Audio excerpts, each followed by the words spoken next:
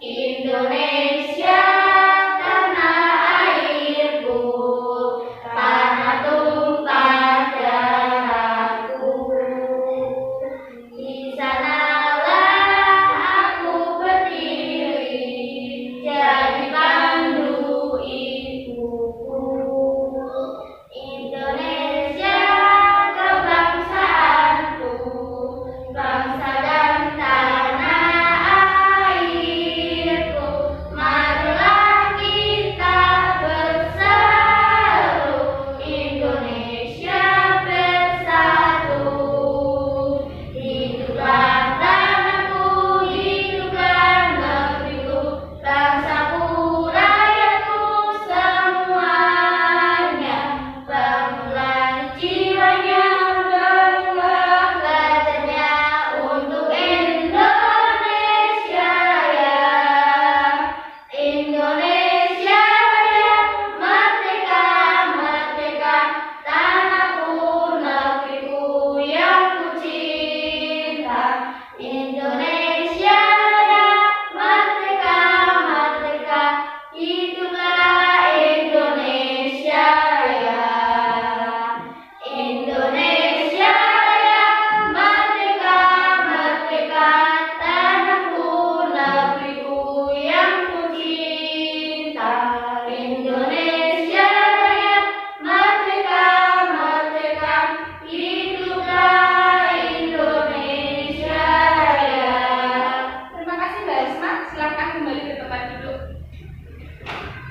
Ya, dengan kita menyanyikan lagu kebangsaan Indonesia Raya, diharapkan kita bisa menghargai jasa para pahlawan yang telah gugur mendahului kita ya. Kita sebagai siswa tidak harus berperang melawan penjajah seperti para pahlawan yang terdahulu.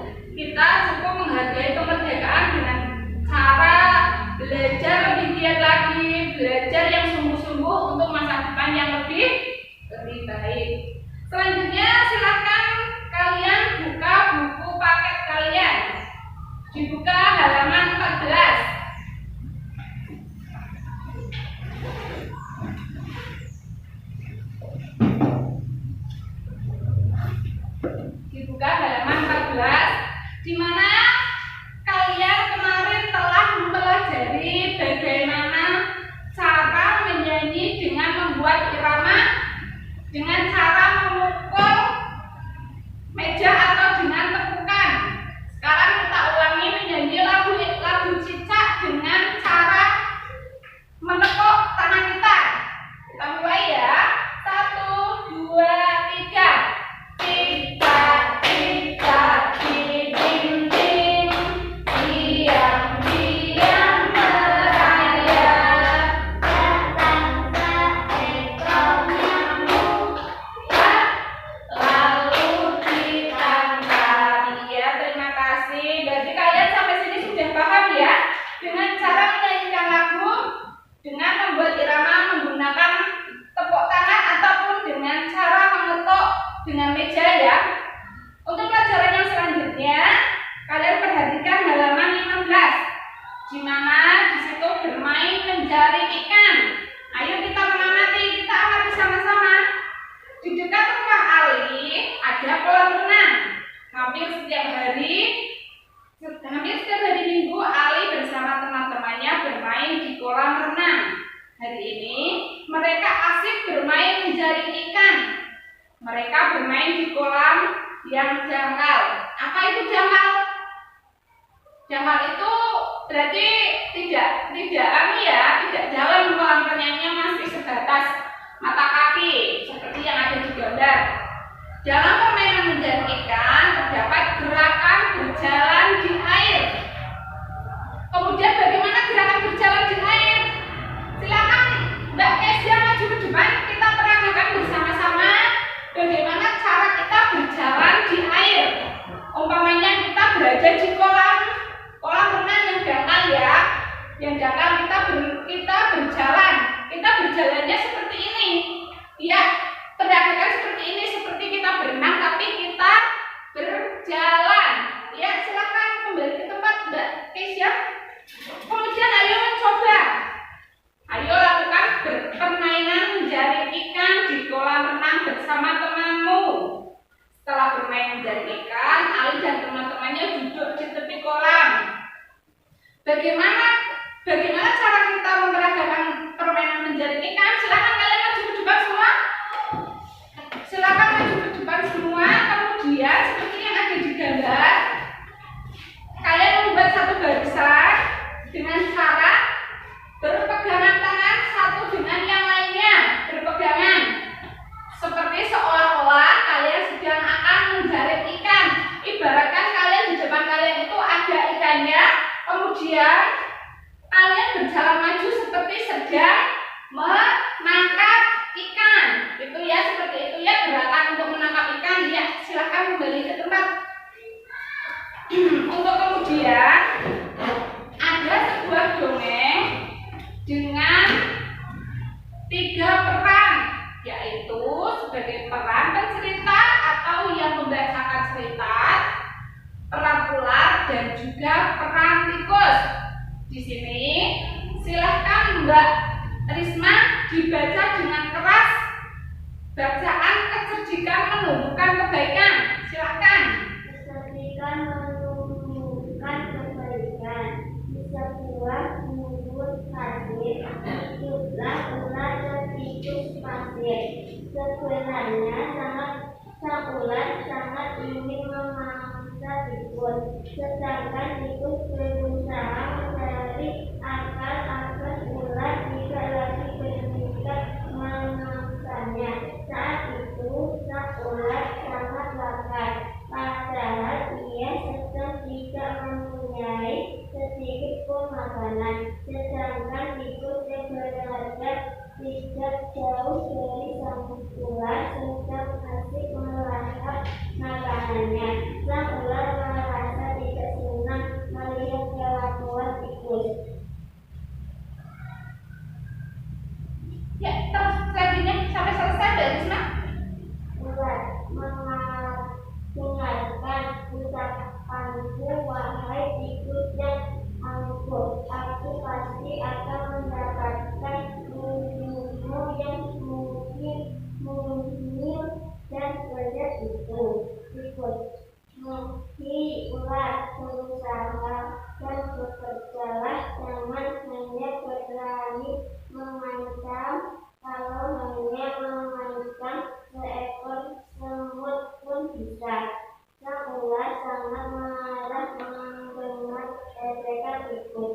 Ia lalu kembali ke sarangnya dengan perut yang lapar. Ya, selanjutnya dilanjutkan Mbak Kesia membacanya dengan suara yang lantang ya. Sedangkan tikus masih banyak dengan makanannya. Namun terus berjalan, tetapi ular tidak bisa menemukan makanannya.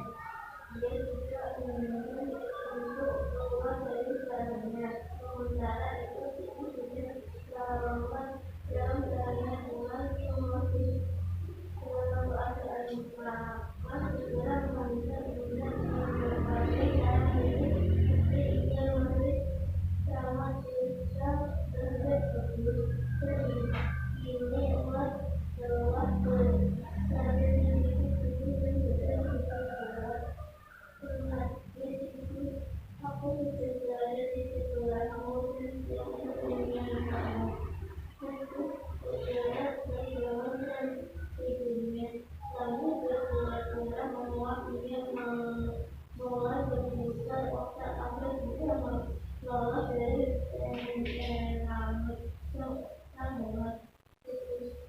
Tunggu ular sahabatku, kalau kau ingin memakanku, kau harus berpikir dulu. Kita hanya berdua di sini, tidak ada yang lain. Jika kau memakanku, maka kau akan sendiri. Kau tidak akan mempunyai teman. Siapa tahu saja dari makanan. Kalau begitu kau tidak akan makan dan akhirnya kau akan Iya, selanjutnya disambung Mas Sandi, dibaca. terdengar sang ular terdiam. Ia mencoba meramaikan rahasia tikus. Jadi kita tidak bisa hidup sendiri. Tikus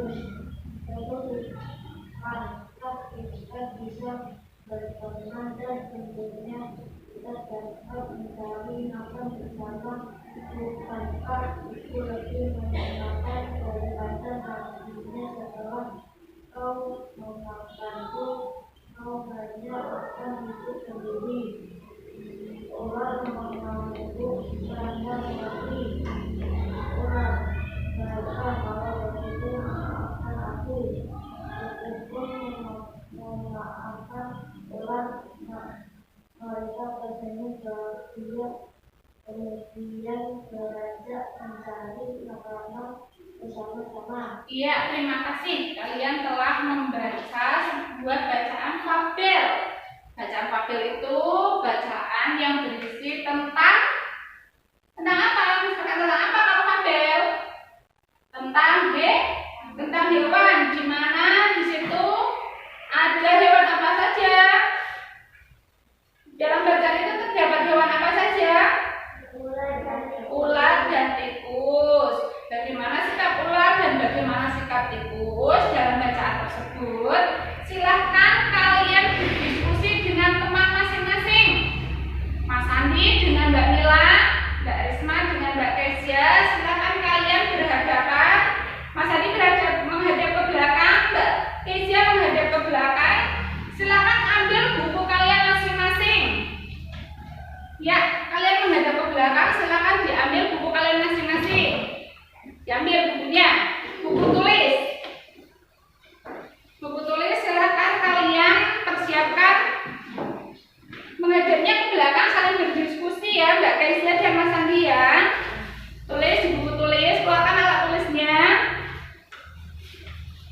Di situ kalian akan berdiskusi bagaimana sifat tikus dan juga sifat ular berdasarkan cerita fabel yang teman kalian bacakan barusan. Apakah di situ sifat ular yang rakus? Apakah di situ sifat ular yang baik hati? Atau tikus yang rakus? Ataukah tikus yang baik hati? Ya, silakan kalian berdiskusi bersama sesuai dengan bacaan fabel yang dibacakan teman kalian tadi ya. Silakan dikerjakan. Ya, karena kalian sudah melakukan diskusi, maka salah satu dari kelompok diskusi silakan membacakan hasil diskusinya. Terhadap silakan Mbak Risma dibacakan hasil diskusinya dengan Mbak Kesia dengan suara yang jelas ya. Dibuka hasilnya boleh. Hasil dari diskusi kelompok Risma dan Kesia. Sifat tikus angkuh karena mengajak ular. Sifat ular sangat rakus karena ingin memaksa tikus, tetapi hal itu dilakukan ular karena ular sangat marah terhadap sifat tikus yang angkuh dan sombong. Ya, jadi menurut kalian sifat tikus itu bagaimana? Sifatnya bagaimana? Sifatnya baik. Terus untuk sifat yang apa yang angkuh tadi, sifat dari hewan apa? Hewan tikus. Kenapa dikatakan angkuh? Karena dalam bacaan si tikus itu angkuh karena mengejek si ular. Ya, silakan kembali ke tempat duduk. Terima kasih, beri tepuk tangan untuk Mbak Kesia dan juga Mbak Risma. Ya, dari bacaan fabel tadi yang telah kalian diskusikan bersama bisa diambil makna bahwa sifat yang tidak baik yaitu sifat angkuh, sifat suka mengejek teman, sifat sombong itu tidak boleh. Karena kepada sesama teman kita harus baik, harus saling tolong-menolong dan juga harus berkasih sayang satu sama lainnya. Dari bacaan tersebut kita bisa mengambil kesimpulan bahwa sifat yang tidak baik, sifat sombong, sifat angkuh tidak boleh. Ya, terima kasih. Ada pertanyaan anak-anak untuk diskusi yang telah kalian lakukan tadi? Tidak. Berarti kalian sudah paham ya bagaimana sifat yang boleh kita lakukan kepada teman, kepada keluarga, kepada orang lain, dan juga sifat yang tidak boleh dilakukan. Untuk selanjutnya ke-22. Di sini kalian akan berdiskusi, tetapi diskusi ini kalian lakukan di rumah bersama kedua orang tua, bersama kakak, dan juga bisa bersama adik kalian. Di mana diskusi itu kalian mengelompokkan bagaimana sikapmu terhadap teman yang berambut keriting dan juga teman yang berambut lurus. Kadang kalian juga dalam pergaulan sehari-hari, ih, anak itu rambutnya keriting, lucu ya, seperti boneka. Ih, rambut anak itu bagus sekali karena lurus. Ingin dong rambutnya lurus seperti itu. Nah, hal itu silahkan kalian diskusikan bersama keluarga. Misalnya contoh, anak yang berambut lurus itu kelihatan lebih cantik karena rambutnya terlihat panjang. Silahkan diskusikan bersama keluarga. Jangan lupa dikerjakan di buku tulis kalian. Kemudian besok kita akan membahasnya di depan kelas bersama-sama ya. Jika tidak ada pertanyaan, silakan boleh dikemasi bukunya masing-masing di dalam tas dan kita berdoa. Silakan dikemasi bukunya.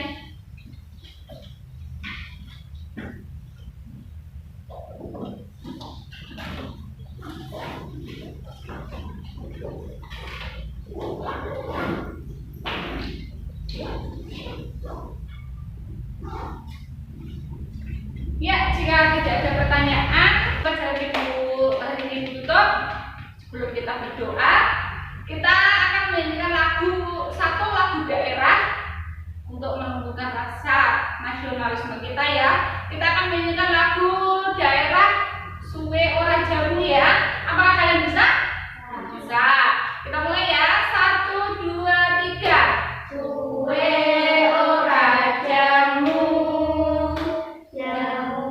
godhong telo, suwe ora ketemu pisan gawe gelo. Ya, terima kasih. Sebelum pelajaran itu, mari kita berdoa menurut agama dan kepercayaan kita masing-masing. Untuk doa kali ini silahkan Mbak Mila dipimpin teman-temannya untuk berdoa ya. Silahkan Mbak Mila.